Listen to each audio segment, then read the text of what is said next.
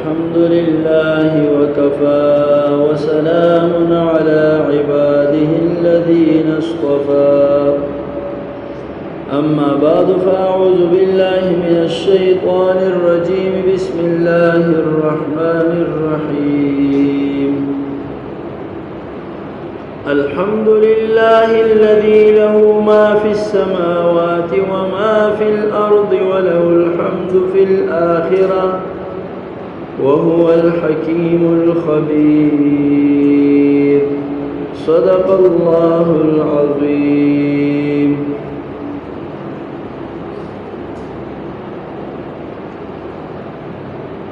سورة سبا دا مکی سورت تے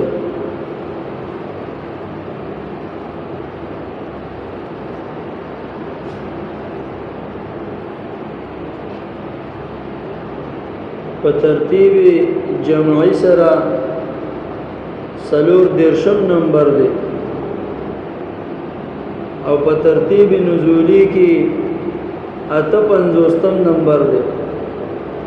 په دې سورہ سبا کی سلور 50 آیتونه دي او شپږ رکوګان دي اته سوا او درې اتیا کلمات دي پکې او پنځل سوا اتلس یو زرو 543 حروف دي په دې صورت کې.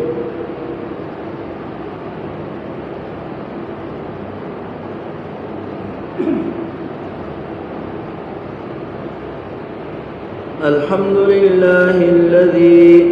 طول سنا صفتنا د خدای تو لله خاص الله لردي الذي اوزات له دا غد پار ما حسني في السماوات چې پاسمانونو کې دي وما في الارض اوسج پسمکه کې دي وله الحمد او دا غد پار حمد او ثنا فی الآخرت پا آخرت کی وهو الحکیم الخبیر او هم دے حکمت والدے خبردار دے وله الحمد فی الآخرہ. نو مفسرین وچلن بی الحمدللہ الذین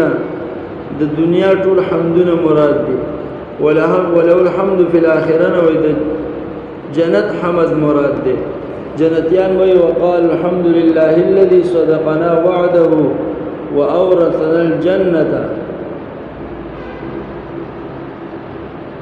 سورہ زمر پا آخر کے جنتیان بدا الحمد لله الذي صدقنا وعده ندغ حمد تی مراد. یا وقال الحمد لله الذي هدانا وما كنا لنهتدي لولا ان هدانا الله. جنتیان بوئی یعلمو پی جنی اللہ تعالی پوئیگی ما پاغ سبانی یلجو فی الارض چی داخلی گزمکتا من المطر والحبوب باران چوشی نزمکی دن داخل شی پا دی طول ساس کو ذرات بانی اللہ تعالی عالم دی والحبوب دانی سڑے دانی کری کنا نزمکی دن نلاڑی شی اللہ تعالیٰ دا پی جنی او دا علم متشتا وسعت دا علم باری تعالیٰ بیان دے چی دا اللہ تعالیٰ علم محیط دے ہر چیزو دا اللہ جل جلالہ پا علم کے. یعلم ما یلج فی الارض کوئی اللہ تعالیٰ ما پاسبانی عالم دے اللہ تعالیٰ پاسبانی یلج فی الارض چی داخلی گزمکہ کی وما وغس یخرج منها چراوزی دلیز مکینا یلجو فی الارض کخیو من المطر والحبوب او مڑیم پکرال دا مڑی با دا انسانان چی مڑشی دیز مکی دا وردن نکی اللہ پی عالم دی وما وها سیخرج منها چراوزی دلیز مکینا نبی دا غدانا از مکینا راوزی دا انسانان با دیز مکینا راوزی فدې زمکه قسم خزانی دي واخرجت الارض اسقالها زمکه ولا ټول بوجونه راولي ها دا مړی بم راولي او دغه چې څومره خزاني دي غټول خزاني برو وقال الانسان ما لها انسان وجه په دې ځمکه چل شي وما ينزل من السماء او په هغه سمانه پويږي چې نازلېږي من السماء د اسمان نه بارانونه وما هو سيخرج فيها چې هغه خيږي اسمان ته لکه فرشتي دعاګانې عبادتونه وهو هم دغه رب الرحیم مهربان دی الغفور بخون کې دی وقال الذين كفروا د منکرین قیامت شکوا کافرانو ویلو چې قیامت بنه راځي د قیامت نه به انکار کوي وقال الذين كفروا ويلبا كسانو كفروا چې کفر کړي لا تأتين الساعه چې نبرازي مونږ ته قیامت قل بلا وربي لتأتينكم عالم الغيب جواب شکولا قل تورتو يا حبيب بلا ولنا وربي زماد فخبل رباني قسموي لتأتينكم خامخا برازي تاسوتا ضرور بالضرور برازي تاسوتا یعنی دا قیامت بخامخا رازي عالم الغيب عالم دې په غیب باندې الله تعالی عالم دې بس باندې په غیب باندې نو دلته عالم الغیب صفت د الله تعالی ذکر کو اشاره دې طرف ته وکړه چې قیامت د امور غیبیو نه دي د امور غیبیو نه دي یعنی دا د داسې امور نه چې د دې علم صرف او صرف الله تعالی ته دی دا الله نه ما سوا اچا د قیامت علم نشته چې کله برازي لا يعزب عنه مثقال ذره الا يغيب عنه پټ نه دی د الله تعالی نه مثقال ذره وزن د ذره د یو ذره وزن برابر شي د الله نه پټ نه دی فی السماوات پاسمانونو کې ولا فی الارض او نپزمګه کې ولا اصغر او نوړو کې من ذالک د دینا ولا اکبر نلوی الا فی کتاب مبین مگر هغه درج دی په کتاب ښکارا کې لوح محفوظ کې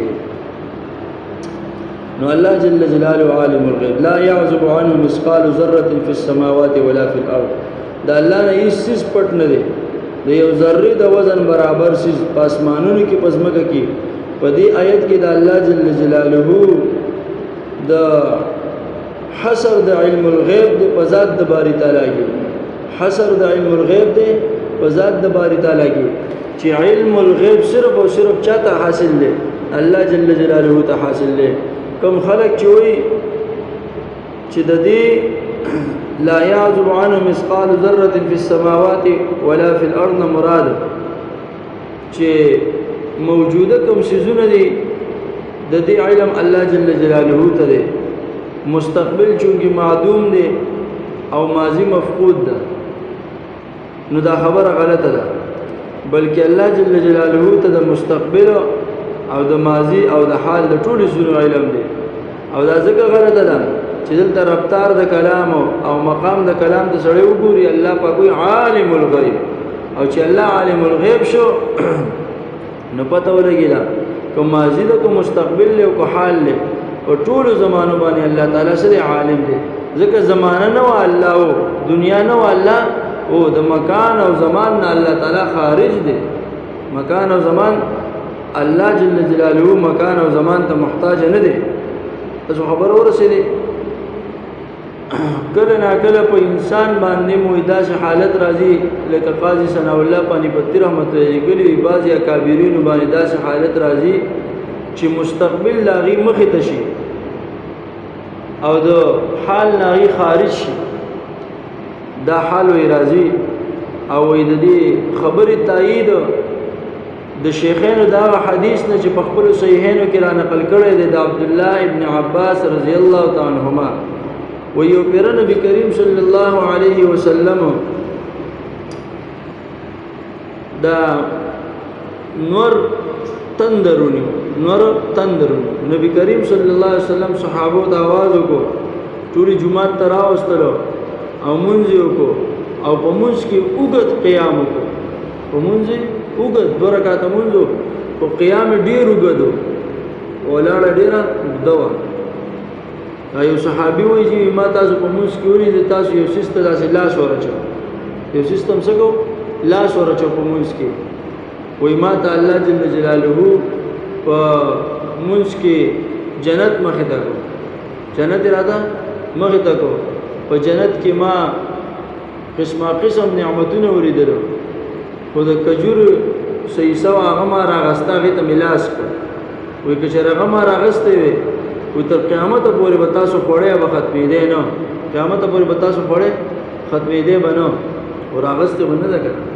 او کجورې راغستې نه دي ښه تاسو مدینې ته تلل غواړئ هلته به کجورې پرتې راغستې نه دي ښه نو بیا نبی کریم صلی الله علیه وسلم صحابو ته ویل وایي ما ته الله جهنم مخې ته کړ وایي جهنم نه تر نن تاریخه پورې وایي ما خوفناک منظر نه دی لیدلی د جهنم نه زیات او وایي ما پکې ښځې ډېرې زیاتې ولیدې په جهنم کې څو ښځې وي ډېرې زیاتې ابو بخاري شریف کې حدیث دی وایي ښځې مې ډېرې زیاتې په جهنم کې ولیدې او وجه دا بیان کوي تکفرن العشیر وی د خاوند نافرمانی کوي څه کوي ټول عمر ولې د خاوند نه دی منډه او ترله چې څه ګټي نو بس کور ته راوړي چې څه ګټي ګیره او تسپینه کی او چې لږ غوندې معمولي تریخوالی به کور کې راشي که نو ما رأیت منک خیرا قط در پیغمبر علیه السلام دخلي جمله ده ما رأیت منک خیرا وایي تر نن ورځې پورې ما ښه ورځ ستا په کور کې ونه لیده وایي تر نن ورځې پورې ښه ورځ مې ستا په کور کې ونه لیده اټول ارس بیا ختمي ښه معمولي غوندې څیز سره نو تکفرن العشیره دي د خاوند نافرماني کوي د دې وجه نه دي وایي جهنم ته به ډېرې ځي الله یې زموږ په زنانو باندې په موږ ټولو باندې رحم وکړي بهرحال نبی کریم صلی الله علیه وسلم ته هغه ټول مناظر مخې ته شو یو پیره نبی کریم صلی الله علیه وسلم نه چا تپوس وکړو وایي چې کله موږ جنګ کوو نو په جنګ کې ډېر خلک مړه کېږي په جنګ کې ډېر خلک مړه کېږي مشرق او مغرب جنوب او شمال کې هم خلک مړه کېږي او ډېر خلک نورو ځایونو کې یو بل وجني ډېر ماشومان دنیا ته راځي او هغه مړه کېږي نو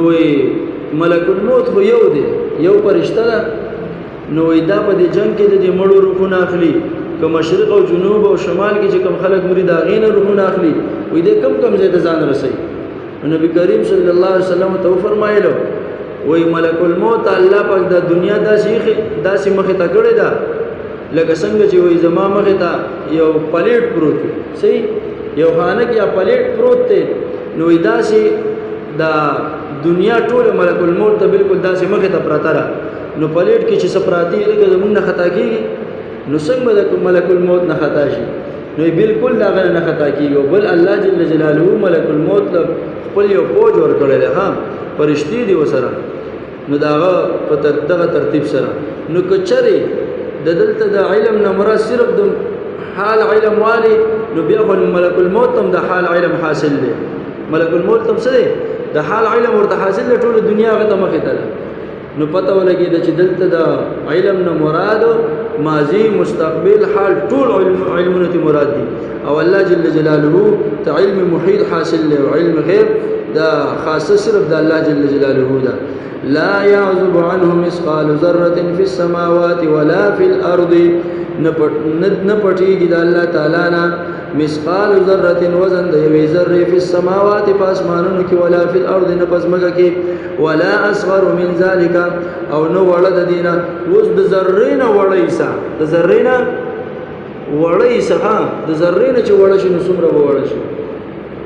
مثلا د جزء لا يتجزا ال ترست به تبيهم كل ممزق کې به ان شاء الله ولا في الارض ولا اصغر من ذلك او نو وړه د دینه ولا اکبر لویا الا فی کتاب مبین مگر دا درج د په کتاب ښکارا کې ټول سيزونه چې در قیامت پورې بکیږي په لوح محفوظ کې الله جل جلاله لیکلي دي واخر دعوانا الحمد لله رب العالمين دا کافی صبر